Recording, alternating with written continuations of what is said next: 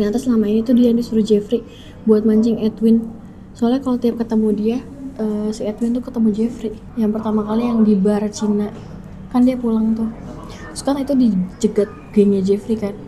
Terus yang kedua pas dia lagi si bu gurunya ngajak keluar, terus ternyata pas mau keluar di bawah tuh udah ada Jeffrey. Tapi kan nolak tuh Edwinnya, nggak mau ketemu, nanti aja besok. Terus gimana caranya Jeffrey tahu kalau si Edwin lagi ada di sekolah, ya kan?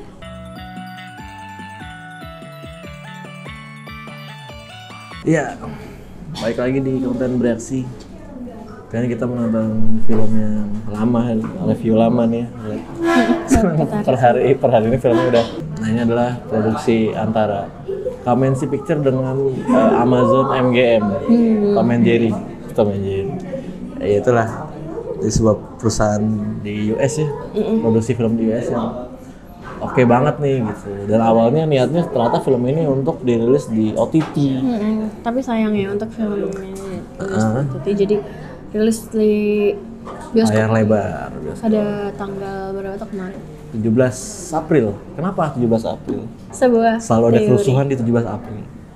Nah, jadi film ini dari sutradara yang terkenal dengan film horornya. Terkenal horornya, terkenal dengan eksperimental filmnya. Dan selalu bikin film 2 tahun sekali. Kita sudah tahu ya film apa ini.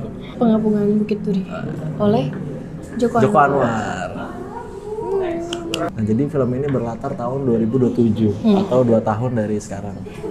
Sebelumnya di pembukaan film ini pada tahun 2009 di mana ada terjadi kerusuhan yang melibatkan etnis Cina dan pribumi. Jadi di mana isu Cina itu sensitif ya pada kala itu. Isu rasisme dan terjadi kerusuhan yang pokoknya membahayakan orang-orang yang bersuku Cina gitu lah ya, Tionghoa. Gitu, seperti gambaran pada tahun sekian 1909 something yang pada saat itu kurang lebih seperti itulah ya keadaannya gitu. Tapi di sini lebih parah mungkin ya gitu. Terus di sini ada seorang Cici apa dipanggil Cici sama adiknya ya. Jadi dia dalam perjalanan pulang dari sekolah, orang-orang tuh nyari orang yang keturunan Tionghoa gitu ya untuk dibawa gitu lah. Mereka ada sensitivitas yang entah kenapa sih sebenarnya yang akhirnya bikin mereka berdua dalam sebuah bahaya. Yang harusnya filmnya selesai kalau si Edwin dan kakaknya naik mobil. Ya, jadi ini mengisahkan Edwin. Jadi dia ini adalah keturunan Tionghoa yang berjanji sama kakaknya akan menemukan keponakannya atau anak dari kakaknya. Ya, jadi kakaknya tuh diperkosa ya pada tahun segitu. Ya. Dan dia tuh punya anak lah gitu ya, hamil dan punya anak. Anaknya tuh nggak sama dia gitu lah sama ininya. dia. Jadi kakaknya berwasiat lah sebelum dia meninggal untuk bilang, carilah anakku. Dia sekolah di SMA di Jakarta Timur. Oke, akan aku cari. Intinya dan sebenarnya seperti itu. Jadi dia bertahun-tahun pindah sekolah. Jadi loncat satu ke sekolah lain untuk mencari di mana nih ponakannya nih. Kan akhirnya dia ketemu salah satu SMA Buangan. Itu SMA Duri di Jakarta. Jadi karena dia tuh ada mencurigai satu anak gitu ya, yang karena dia mukanya sangat Chinese sekali. Karena dia bisa gambar. Dan bisa gambar, karena jadi keluarnya adalah keluarganya pada bisa gambar dan karena dia turunan Chinese ya pasti dia nyarinya yang seperti looknya kayak gitu ya. Tapi di tengah-tengah dia mengajar, dia berkonflik lah sama murid-murid itu ya, karena itu si Jeffrey dan gengnya, karena dia pada dasarnya sekolahnya memang sekolah buangan gitu ya. Iya, jadi berantem mulu tuh isinya tuh. Jadi pemeran di sini ada Morgan Oy sebagai Edwin. Terus ada Omara Estegla sebagai Jeffrey. Ada Hana Malasan sebagai Budiana. Ada Andy Arfian sebagai Kristo. Ada Fatih Unru sebagai Rangga. Ada Satin Zaneta juga sebagai Doti. Terus ada Kiki Narendra sebagai bapaknya Rangga dan lain-lain geng Jeffrey ya. Gengnya banyak aktor-aktor baru di sini. Di tengah pencariannya mencari keponakannya itu, ya udah sih dia berkonflik lah sama Jeffrey dan gengnya gitu. Dan Jeffrey ini kesel, dan keselnya yang udah bener-bener emosi karena ngenyein tuh sama gurunya gitu, si Edwin tuh. Ya kan? Terus akhirnya ada Budiana juga ya di situ sebagai guru perempuan yang Guru BK. Yang menengahi, yang bilang janganlah urusan sama Jeffrey gitu ya. Dia mengingatkan, tapi karena tipe gurunya memang agak ngerasa ya udah sih gitu kali ya, disepelekan lah nasihatnya itu ya. Jadi nggak akan, mungkin dia akan nggak ngira juga seorang Jeffrey akan segitu nekatnya orangnya gitu kan. Tapi ternyata si Jeffrey senekat itu. Dan dia akhirnya membabi buta menyerang Edwin.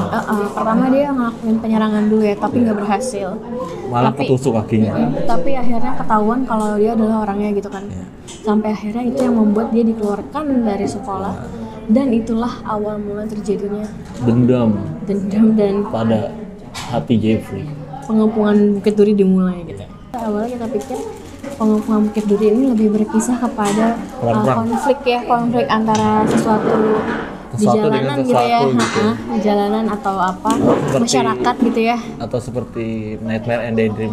Ternyata bukan kayak gitu. Bukan seperti itu. Kan maksudnya pengepungan di Bukit Duri adalah sang guru dan muridnya gitu. Beberapa murid dan Budiana dikepung. Yang mana ada di sekolahnya sendiri gitu. Jadi ini ternyata konflik personal gitu kan. Iya betul. Tapi ya kita juga penonton tidak menyangka ternyata akan dibawa ke situ gitu ya alurnya gitu kan. Nah yang di sini juga menjadi kekurangan ya di film ini. Jadi di bagian pengepungan ini cukup lama ya, jadi slow pace gitu untuk membangun ya sebenarnya salah satunya untuk membangun emosi ya, dan kecemasannya teman-temannya juga. Jadi pada akhirnya pengepungan itu berlokasi di sekolahan ya. Dan yang dikepung itu adalah Edwin, Budiana, Kristo, Rangga. Dan melibatkan orang tuanya Rangga segala gitu, dan adegan-adegan yang ya sangat wadidaw ada di trailer. Pokoknya kita sebagai penonton aja tuh nggak menyangka bahwa adegannya akan dibawa ke situ. Dan ternyata si Jeffrey sebrutal itu dan seberbahaya itu orangnya gitu ya. Kita pikir dia cuma bocah ngenyi aja yang ya udah paling ngebuk-ngebukin doang, ngerti nggak? Ternyata dia bisa lebih dari itu. Rumor pernah baca orang bener kan? Oh jadi sebelumnya juga dikasih tau lah bahwa Jeffrey ini tuh suka ngebully orang-orang keturunan Tionghoa gitu. Diambil, digebukin dan dikatain babi. Gitu. Ya. Oh ya di sini di whole sepanjang film itu banyak kata-kata swearing ya. Violated. Dan kekerasannya cukup, jadi nggak diharapkan ya buat bocil di bawah 17 tahun karena itu akan mengganggu psikisnya. Dan kata-katanya yang menggema itu sepanjang film. Balik ke pengepungannya yang cukup lama, sebenarnya mungkin kekurangannya bisa di situ, tapi bisa jadi memang kelebihannya juga. Jadi kita dibangun. Mungkin kalau buat pribadi yang agak bingung tuh kayak setting tempatnya gitu kan, dia naik turun kayak, jadi kayak nggak bingung aja gitu tuh lokasi tempatnya tuh kayak gimana sih sebenarnya, dia tuh di mana awalnya terus nanti keluarnya di mana gitu. Adegan tidak masuk akal masuk ke udara gitu, tapi mungkin karena sekolahnya lama gitu ya. Tapi kan dia nih keluar nih, nanti habis itu dia naik, tapi kan pintunya tuh di mana gitu. Itu cukup membingungkan tau sebenarnya waktu nonton gitu. Sini juga membangun seolah-olah kita tuh percaya nggak sih sama teman kita gitu.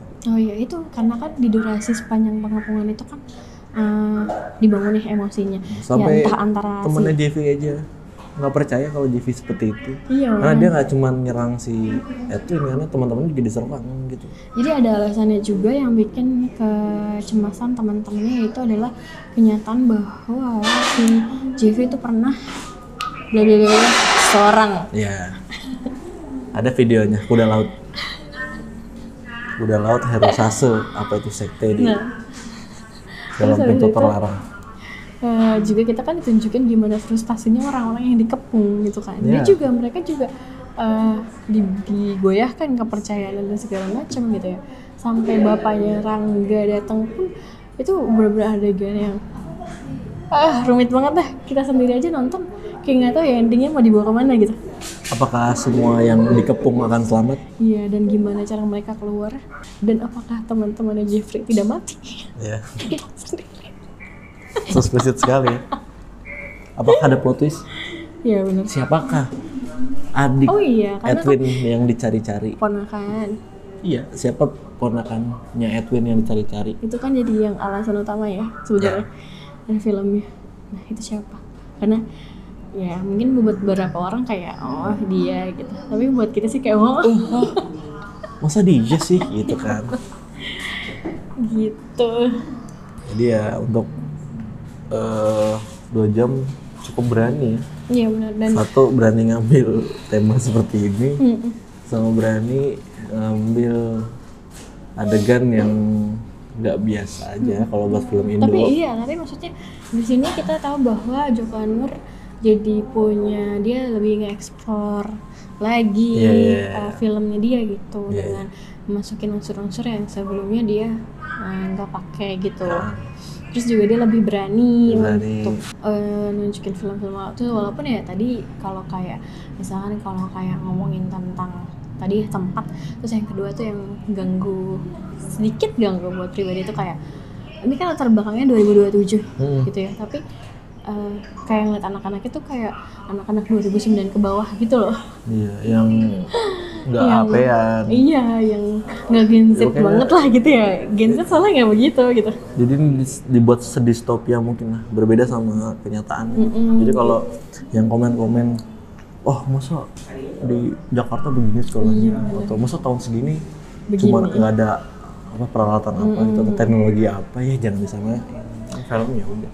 Karena juga mungkin naskah ini sendiri dibikinnya udah lama ya. Udah lama, dari 15 tahun yang lalu ya, dari 2007. Dan baru dieksekusi dan ditayangkan pada tahun ini gitu. Karena dianggap masih relevan. Ya, tapi untuk nilainya, untuk penyampaian dari yang mau disampaikan filmnya, intinya sendiri pun bisa kita dapatkan dan kita rasakan ya. Dan di sini pun kayak untuk karakter utamanya nggak dibikin yang superhero, enggak. Dia bisa dibikin segitu humanisnya, dan dia juga bisa bikin kesalahan, dan villainnya juga ternyata ada kisah di balik itu semua gitu kayak. Ya, tapi nggak membenarkan kita akan simpati sama dia gitu. Jadi untuk karakternya sendiri, mereka walaupun segitu banyaknya ya, kita juga nggak terlalu hafal ya untuk semua gengnya Jeffrey itu banyak ya, tapi mereka bikin karakter itu semua hidup gitu. Dan bisa memerankan.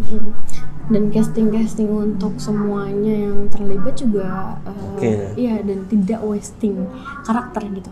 Mereka punya cara sendiri buat ngehidupin filmnya sepanjang punya filmnya. porsi masing-masing. Betul.